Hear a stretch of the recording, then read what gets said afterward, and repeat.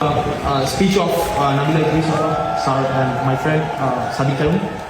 So speaking at last is always favorite because most of the important points have already. হওয়ার পর আমাদের সব মন্ত্রীদেরকে এমপিদেরকে দাওয়াত দিয়েছে বৌনিয়া। আমি আবার বৌনিয়া কোথাও যাই না, কারণ কোন জায়গায় কে কি বলে দেয় বিপদে পড়বো, পারো তো যাই না। তো আমি বৌনিয়া যাই নাই, কয়েকজনে বৌনিয়া জানে, কিন্তু তার ভাই বৌনিয়া গেছে। ঢুকার পর দেখি একটা কিছু হাঁটতেছে।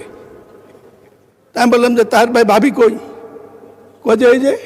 আমি বললাম আপনি যে বদলাই আনেন না, এটা কেমনি বুঝবো?